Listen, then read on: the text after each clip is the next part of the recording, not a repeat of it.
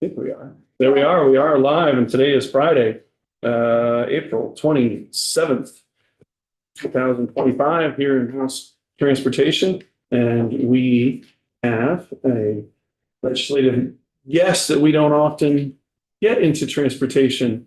So Michael O'Grady from Ledge Council is here. We're looking at sort of, I guess they call it a drive-through on H86 related to, I guess, what is called the SALT bill. We're particularly interested in any impact on municipal or town highway crews and any expectations on the Agency of Transportation, and particularly salt sheds as they relate to the Agency of Transportation or municipality and whatnot in salt sheds. We're looking at it very much from the transportation line and what the burdens or expectations would be, town highway crews, municipalities, the agency itself, and where the salt shed piece is related to. And that's the sort of our committee's focus and purview. And we're hoping you can help us understand that on H86. Okay. So happy birthday and welcome. This is Mike O'Grady with Legislative Council. I first apologize because I did not send Cam the House Environment Amendment to H86. So it's not on your website, but it is on the website of House Ways and Means from yesterday. And so that is what is on the screen right now. So for context of what H86 is and why it's being proposed. The Federal Clean Water Act requires states to develop water quality standards and then go out every 3 years, really every year, and test, and then every 3 years report if those waters are meeting the water quality standards. If they're not meeting water quality standards, then the state has to come up with a plan to bring those waters back up to compliance with the state water quality standards. You might know what those plans are called. They're called total maximum daily load plans, TMDLs. There's one for Lake Champlain. There's one for Mentone-Magog. There's one for stormwater impaired waters around the state, etc. Well, chloride, salt, is a pollutant that can impair a water. And the state, in their 3-year reporting back to the EPA, has identified several waters or water segments that are impaired. And they are concerned, ANR is concerned, that that number may increase if there aren't some efforts taken to prevent further impairment of waters by chloride. So this program is intended to help reduce the amount of chloride in waters while maintaining safety for winter travel and pedestrians. And to do that as an incentive, it is providing a limitation on liability for those salt applicators and those owners of property that salt applicators are applying services for. We'll give them limited liability if they are trained on best management practices for application of salt or salt alternatives. That's effectively what the bill will do. It does have aspects related to salt storage. It does have an aspect related to municipalities getting the same type of training and liability protection through AOT's local roads curriculum. So that's generally what the bill does. I was asked to give like an overview summary, and that's what it is. I will quickly move through the requirements just so that I have time to answer the other questions that I was asked to answer. There's a purpose and intent section. Again, purpose is to provide for efficient and effective salt and salt alternative application that will provide safe conditions while also reducing the impact on water quality. And it's the intent that a person that complies with these standards shall have limited liability and negligence lawsuits. There's a definition section. Apply salt is pretty intuitive. Commercial salt applicator is a person who applies salt for compensation, but not a municipal or state employee. Master commercial salt applicator is someone who's doing it for compensation, but has multiple employees, and they can then train those employees, as you'll see later on, but it's, again, not municipal or state. Salt is pretty much every kind of chloride that you can think of that's used for de-icing, anti-icing, or dust control. Salt alternatives are those substances that are used for de-icing or anti-icing or dust control, but don't have chloride in them. And then transportation infrastructure construction projects. You probably know this term better than I do. It's a project that involves the construction of roadways, parking lots, sidewalks, or other construction activities. They are exempt from these requirements. You will see under the definition of apply salt that it does not apply to application of salt to transportation infrastructure construction projects because AOT already has its own practices, and then B, salt or de-icing or dust control is going to be necessary to a certain degree depending on site conditions around those projects. And so you can't really say that BMPs for each individual project are going to be effective. So moving. So what you're saying on the construction projects, they have special requirements, I guess, their own best practices already established by the state. At the state level for transportation construction projects, they do, yes. Okay, thanks. Chloride contamination reduction program. It's established at ANR after consultation with AOT. This is one of the few things that AOT has to do. They have to consult with ANR on the development of the best management practices. ANR will also consult with other states because other states are doing this. New Hampshire, Minnesota, Wisconsin, Colorado. Excuse me. To establish the program. It is a voluntary program. A commercial applicator is not required to go through the program. But if they do, they will be trained in best management practices that you will see on page 3, line 7, 12, and ongoing. That ANR will be required to adopt by rule. So rulemaking is a transparent process, generally around 8 months, public review and comment required, agency response to comment required, LCAR review of legislative intent and statutory authority. So these standards, these BMPs will be coming back to you for review. They will include measures or techniques to increase efficiency of salt application while maintaining safety.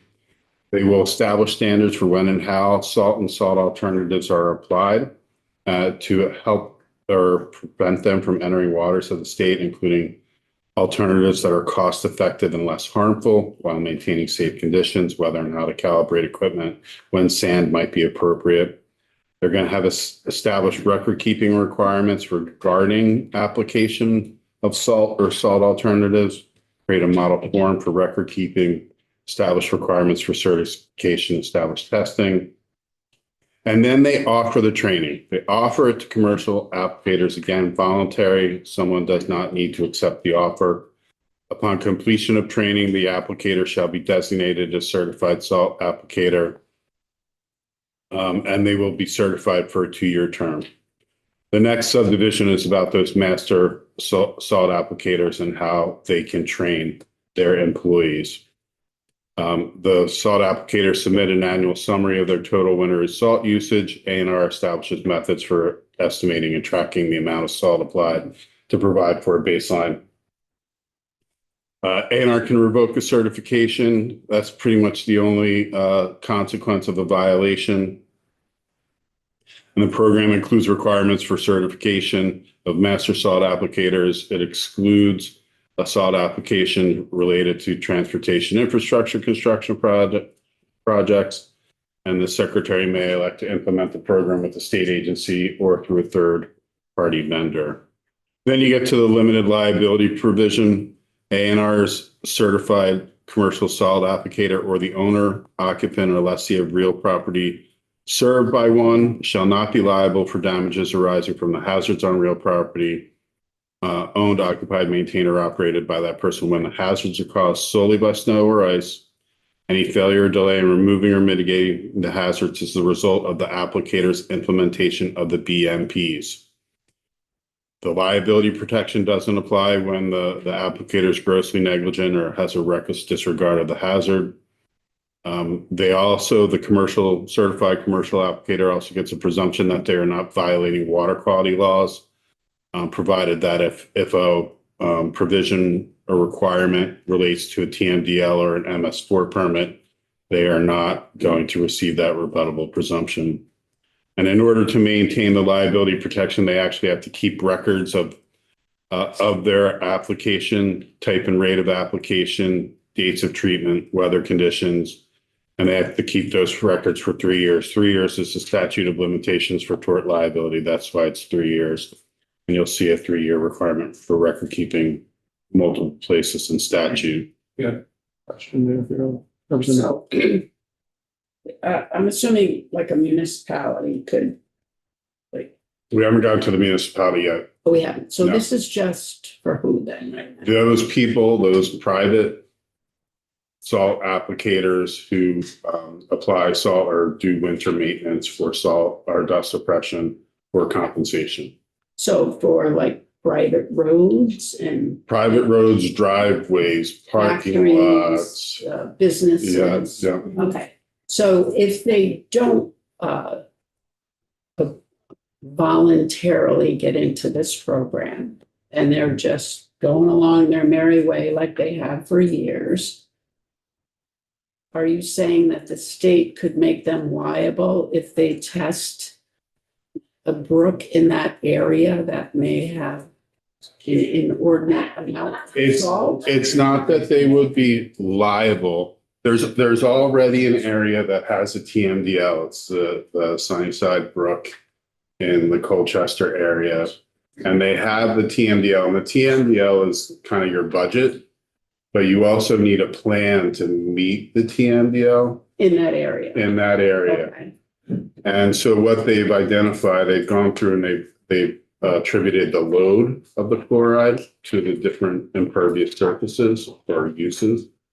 And it's about 70% from private property, private impervious surface, driveways, businesses, et cetera. What they need to do is figure out how to implement a plan to reach the load reduction that's necessary to bring the water back into compliance with the water quality. One of the things that they're looking at is this program. And if this program is successful enough, they might not have to go to mandates on applicators. But if it's not, ultimately, they're going to have to come up with a plan that has mandates. They can do things like AOT. They already have, and Craig can correct me if I'm wrong, but their plows already have GPS systems on it that are tripped by a geofence around that area. So when they enter that area, their salt application rates change adjust to the area there. to make sure that they're not so whether that will be required for a municipality, that's in the future. They haven't gotten there yet. Okay, There are things that could happen. Hopefully this is enough to reduce the salt to the point, okay, because if you're talking about 70% of the private in that particular area, okay, you have to focus on the private. The municipality and the state's already doing it. The municipality, I haven't checked, but I think they probably have measures as well. So you got to focus on the private. And instead of it being a mandate, it's a voluntary program with a benefit for those that go through it. okay. So if that's one TDML that we are aware of, are there other places in the state that have an already existing TDML limit? No, We are aware. that's the one that has the TMDL for it. There are, and you'll hear different numbers. You'll hear people say that there's 3 waters that are impaired for chloride. You'll hear people say that there's 12. And that's because when you look at the list, is they designate by segment, like the mouth of Potash Brook from where it enters Lake Champlain up to Road Mile 5 on Kennedy Drive, you know, and So that. not the entire brook. Not the entire A portion brook. of it. But when people are talking about what what waters are impaired, they'll just say Potash Brook, even though there's 3 or 4 segments on Potash Brook Okay. that are and not the impaired. entire brook. Right, so there's Potash, Anglesby, Muddy, Morehouse. I can't, there's 1 or 2 others. Okay. So not knowing what the TDML is of any, say, the Otter Creek, like, who knows what it is? And should we be maybe getting that first before we have this? I know it's a voluntary program, but it's probably going to be mandated at some point. Is this an EPA? Do we have to do this is it a requirement of EPA that we do this? No, it is not. In fact, this is a program that will hopefully keep us out of the EPA jurisdiction. Because if we just wait for TMDL to be needed, if we just wait for the water to be impaired, then we're subject to the Clean Water Act and all the requirements under the Clean Water Act. And remember, the state has gone through this already. Like, once you get a TMDL or have a requirement for a TMDL, there are certain things that are required to be in the TMDL, certain things that the state is required to do to enforce the TMDL. And if the state isn't doing that, then somebody, an advocate, can petition EPA to disapprove that TMDL. And then the TMDL becomes EPA's TMDL. And then EPA dictates what the state has to do. So would it behoove the state to actually test every water to get a TMDL or not? The state tests and is required to test, and they test annually. And Okay. then they're supposed to report every 3 years to EPA what that testing Of indicates. every Water And are they by doing that? segment, Are yes. they doing that? Oh, yes. so we already have these figures. We already So we have- already know where we should probably concentrate our efforts on whether you don't have to, I mean, your salt, however you're applying salt in the wintertime really isn't affecting the TMDL of that particular body of water. But you do know areas that are affected by salt Right, and that's, application. and that we know, definitely know the areas where the water has been impaired by chloride. Okay, There are multiple other lists. There's a list where the water is impaired but has a TMDL. There's a list where the water is impaired but doesn't have a TMDL. There's a list where the water is what they call stressed. It's like on the verge of being impaired. due to salt. Due to whatever. Okay. But when you look at the list, you look and see what is the thing that is stressing it, or what is The the thing. most. Right, And right. it could be chloride. And it could be chloride. Okay. So I would like to know what those are. I mean, how many are stressed or already at the limit for chloride? Is Well, that I- something that can be, I mean, if you want me to, it takes like 2 minutes. oh, am I going way over the top? Yeah. For drive through. Yeah, we're supposed to be on the transportation related piece, but Well, I mean. your guest appearance here. Ultimately, this is what you're asking us to do. Like we're drive-buying, looking at a program that we may not have to, it may not even have to be voluntary in a lot of areas of the state of Vermont because those waters where maybe Phil lives don't require a TMDL. You know, Yeah. I'm hearing maybe, but I'm not. You're in the like decision Champlain. happy. That's what I'm, like, how many areas of our state are actually affected that we have to go through all of this? I don't Not know. all. A lot, I think. I mean, Lake Champlain is certainly. We're going this way. I mean, chloride is used everywhere. Right. And to the amount of salt you use really Depends on your municipal road crew. Some Right. use sand, but the sand is usually mixed with salt. Right. Anyway, So it's used everywhere and maybe I should be fired. May I say something? I don't know if you can see me. It's Kate Lally. Oh, I, oh, boy. Yes, Kate, we oh, Representative okay, Lally, please. thank you. Yeah, sorry. I Yeah. just, I wanted to say, I really appreciate this. Yeah. We are, as someone who represents a lakeside community, we are keenly aware of these challenges, and we are also feeling extraordinarily burdened by the 3-acre rule for stormwater. And I think this would, help with that. It's all part of the puzzle. And we have, learned from AOT that, they have some very sophisticated practices these days that are pretty exquisitely limit how much salt is put down. And, it takes a while for this technology to trickle down to our municipalities, let alone our, private entities. So I think this is makes eminent good sense. And I just wanted to ask you, Michael, if I understood correctly, that this is something that would be funded through the local roads program, or if there was, you haven't probably gotten to this part of the bill yet, but if there was an anticipated additional, funding needed. so it is going for municipal applicators. It will be implemented through the Vermont Local Roads Curriculum Program, but it will not be. It's not part of that budget right now. There is a specific appropriations requested at the end of this bill.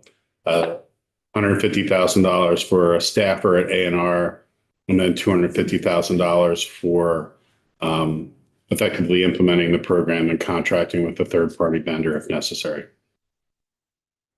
And are you all set, Representative Lally?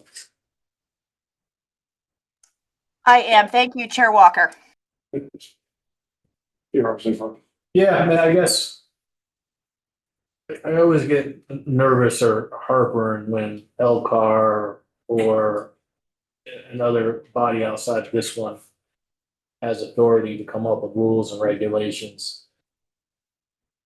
Speaking of it's voluntarily, if this passes and it goes to LCAR, can they undo that and set up these requirements that are so stringent that it becomes mandatory? No. So the LCAR requirement, the mandate for rulemaking, is for the best management practices. The liability or the voluntariness of it is in statute. Okay. So the LCAR, an administrative agency, cannot adopt a rule that conflicts with statute, and if they do, the statute controls. So if you ever wanted to change the voluntary nature of it, the legislature would have to do that. Okay, I just want to make clear on that. Thank you. Representative Burke? Yeah, so how does the liability work? I mean, if somebody's deemed liable, or haven't we gotten to that yet? Well, I mean, you have gone to it, and I'll use an example from New Hampshire. New Hampshire has a program called Green Snow Pro, and they, I think it's something close to 2,600 applicators have been certified in New Hampshire, and they had a case. They had someone alleged that they were injured from snow or ice in a parking lot. They claimed that it was because the applicator had been negligent. The applicator went to the court and said, I'm a Green Pro Snow certified. Here are my records showing what I did, how I complied with the best management practices I was trained in. And the court found that they were not liable. That the plaintiff couldn't show gross negligence, and that the defendant, the applicator, had shown that they had done everything that they needed to do to receive that limitation on liability.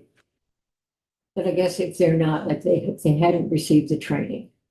If they hadn't received the training, they're subject to the same standard of liability that they are today, that they would be subject to a negligence claim.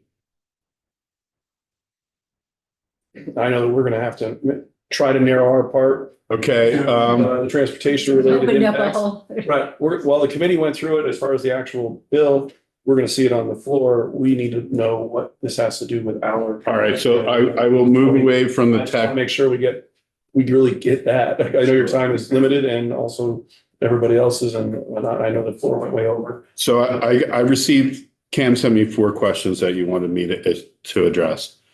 And the first was the requirements on town highway departments, municipality. There's no actual requirement.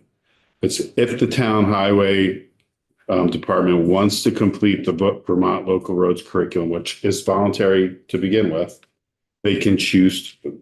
If they choose to, and they go through the training for salt application, and they want to maintain that liability protection, what they would need to do is maintain the records of their application.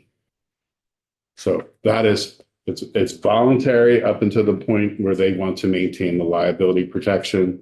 And at that point, they have to maintain records. The second question was the demands on the Agency of Transportation. AOT would be consulted by ANR on development of the BMPs, and AOT would have to provide instruction on BMPs as part of the local roads curriculum, or they would need to arrange for ANR to provide that training. I don't think that has been fully clarified about who would actually do the local roads curriculum training for BMP salt application. And then I don't believe AOT has any other requirement under this. And then implications for municipal and state salt sheds. You're probably hearing this question probably is arising because at one point the Senate had a bill S-29, which had a requirement for cover in a fairly, I won't say ambitious, but in about 5 years. For municipal salt sheds within 100 yards of a water. That cover requirement has been removed. There is no requirement in this bill to cover or move storage or manage storage. What the bill does is it requires ANR to inventory storage, state and municipal, not private, and to identify those storage facilities that are within 100 yards of the water. Those are with further than 100 yards from the water, those that are covered and those that are not, and then to recommend an amount of funding, an estimate of funding of what it would cost to cover or move those facilities so that they no longer have a water quality or pose a water quality issue. So no mandate to cover. No requirement that the salt storage facilities do anything. The requirement is on ANR to inventory, assess, provide an estimate of funding necessary. 100 yards, is that a standard used in? No, I have to say that's a great question. It's come up. It's a proximity threshold, just where there can be runoff that will reach waters. And 100 yards is also, when salt gets into the ground, it's going to reach groundwater. It's likely going to reach water anyway, even if the facility is more than 100 yards from the water. I think the 100 yards was used as like, these are the facilities that where we'll need to prioritize something if something is done. And then the expectations on positions money, as I stated earlier, the bill requests a new position at ANR, $150,000. And there's an intent that would be an ongoing position. And then there's a request for $250,000. I'd like to just read you the language for that. It says, in addition to any other funds appropriated to A&R in fiscal year 2026. 250,000 is appropriated from the general fund to A&R for the purpose of contracting with an external organization to establish a certification training program. This certification program will be funded on an ongoing basis by certification fees charged to commercial salt applicators and attendees. And the House Ways and Means Committee just approved an amendment that would clarify that the fee would have to be approved by the General Assembly, regardless of whether or not it was the state agency issuing the training, or if they go to a third-party vendor under a contract, that the legislature is going to approve whatever fee is going to be charged to a commercial salt applicator to maintain your discretion on fee setting. You're the House specifically is the constitutional revenue maker. So that authority will be maintained. So I do understand that commercial applicators or businesses and stuff do get lawsuits, it's not uncommon. Slip on ice and so if this program goes through, they get certified, then they can demonstrate, hey, I'm following best practices. If they're able to do that, then people say, hey, sometimes ice builds, so it becomes more reasonable. Does that apply to municipalities in the state? Like today, if you slide off the road, state road, because it's icy, are there lawsuits or for municipalities, lawsuits that happen? And somebody goes to the municipality and says, municipality's not doing a good enough job. So generally municipalities have sovereign immunity in Vermont as the corporate body, but there's a provision 24 VSA 901A that says that sovereign immunity is waived for municipal employees. So, that same section says that when the municipal employee is sued, that the municipality has to represent that municipality. So it's really saying that the municipality has sovereign immunity is really something of a fiction. They don't have full liability. They have responsibilities and a kind of a duty to their municipal employee acting within the municipal employees' scope of services. But you will see here, notwithstanding that waiver of sovereign immunity for the municipal employee, beginning July 1, 2027, municipal employees shall not be subject to any civil liability for acts or omission the employee conducts as a municipal salt applicator. If they do the Vermont Local Roads curriculum, and they have to do it every year, as opposed to the commercial applicator has a 2-year term. The municipality has to do it every 365 days. And the alleged damages are caused solely by hazards from snow or ice, and any failure to delay in removing the hazard is because of the implementation of the BMPs. I want to be clear, this isn't going to freeze all litigation against commercial applicators or municipal applicators. It will change how litigation is argued. The plaintiff will say, well, the hazard wasn't solely due to ice or snow, or that they weren't following the BMPs, or they were grossly negligent, or they took a reckless disregard. And so it doesn't prevent litigation, but it provides some protection for that threshold level of negligence. I imagine so a jury doesn't have to come up with, well, they should have put more salt down. The person says, hey, this is our best practice, and I have the record showing we're doing that. And one of the things that your Judiciary Committee recommended as part of the clarity for LCAR and for directive to courts to add in the purpose and intent section a statement that it is the intent of the act that a person's compliance with the standards of care shall limit the person's liability in negligence lawsuits. One more question. Was there any testimony at all from, say, other states, New Hampshire or whatever, that the amount of salt used is reduced? So that's one of the kind of curious questions right now, because of the variability of winters and the variability of the need for salt. They haven't really been able to quantify that fully yet. It's probably something that you're going to see over a long-term graph versus, and that graph is probably going to have like an up and down for over periods.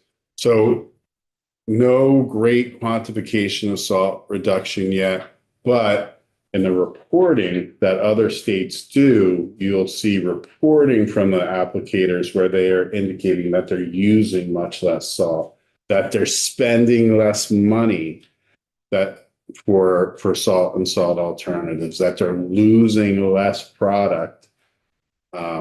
So no great graph to show you that the salt has gone down, but anecdotal evidence and reporting that they are not buying as much and spending less money. I imagine a large commercial company does this, for big parking lots and all that. Has probably had some litigation along the way. And, might see this as an opportunity to. And remember that the liability protection also is for those properties where a commercial applicator, certified commercial applicator is applying. So those property owners probably have an incentive to use a certified applicator as well. Okay, thank you.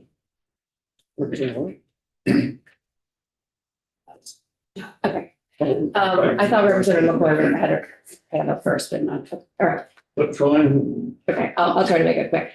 Thank you. So I'm just trying to skim through the bill, but this is for commercial applicators as well as municipalities, or municipalities are not included? So the A&R program that set up the chloride contamination reduction program, that's for commercial applicators. Because there's already a program, voluntary program for municipal road employees to engage in. That's going to be, the municipal aspect is going to be added to that program. So, and that's run through AOT.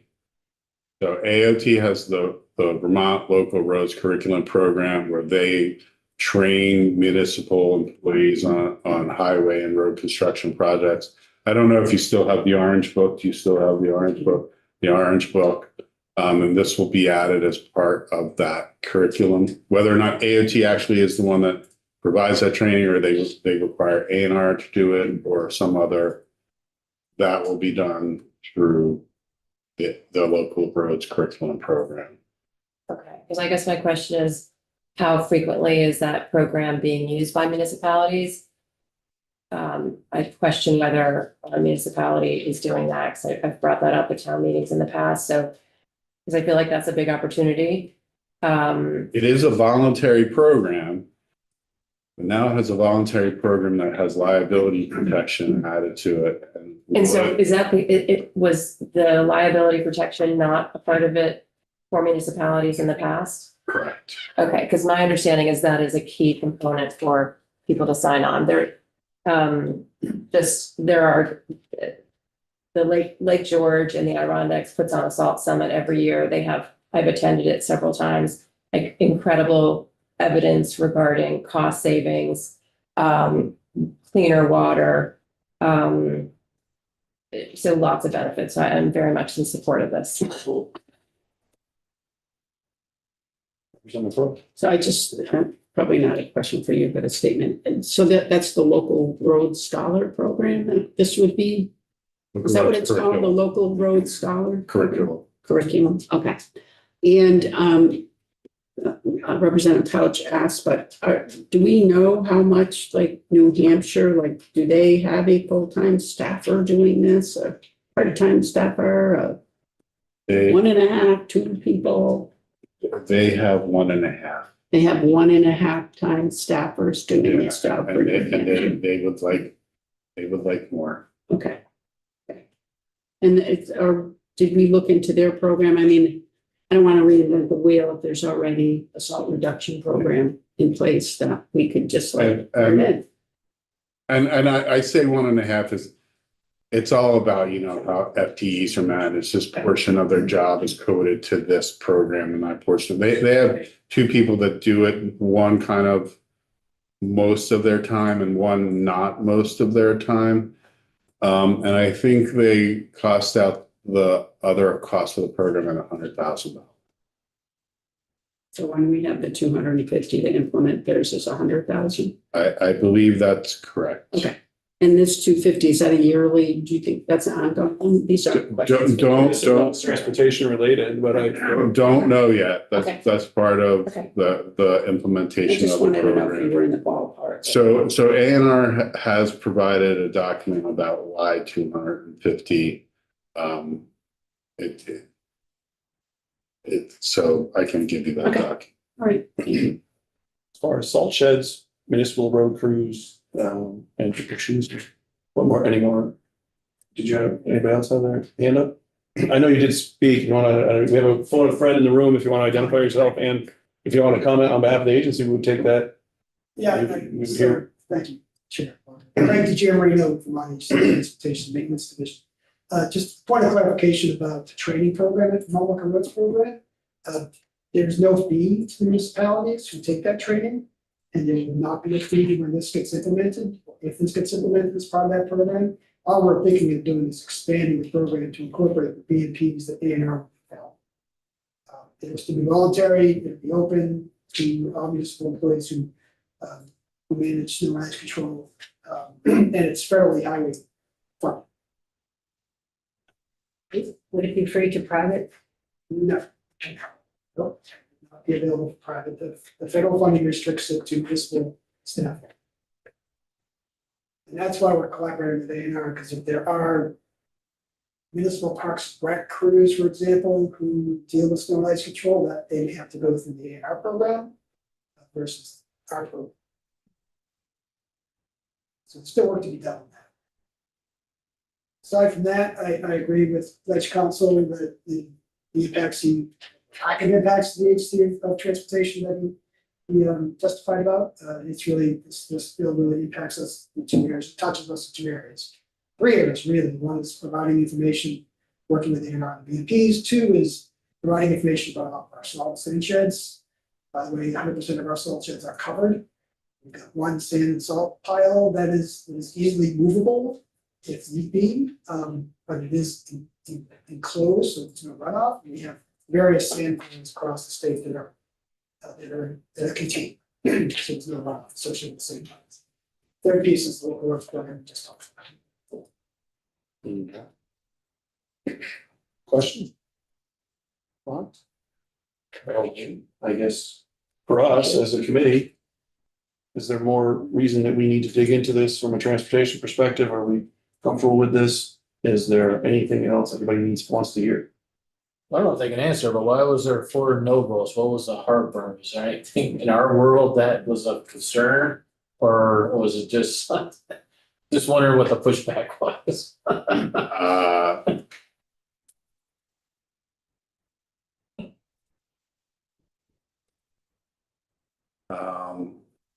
I guess there was concern that the voluntary program would ultimately become a mandatory program. And that the inventory of facilities was just the first step to mandate for cover. And I guess those are, and it's hard for me I don't want to mischaracterize anyone's. Yeah, that's fine, but we're clear that it would have to come back to us, Elcar. So for a Mandate, mandate, yes. for a mandate to do training, yes. And for a mandate for cover, yes. There's no mandate for either one of those in statute right now. And EPA, their authority doesn't reach that level yet. They have something that could reach that level if they wanted to, but they have not reached that level yet. What they have that could reach that level is something called residual designation authority. So it's not like your typical permits, it's not your typical discharges. They can say something, some activity that's contributing to the impairment of the water needs to be regulated, and they can dictate how that regulation is implemented. They don't do that often, but it's there. That's their hook, right? If a state can't reach its standards, can't through traditional permitting, they have RDA to kind of serve as their kind of last resort.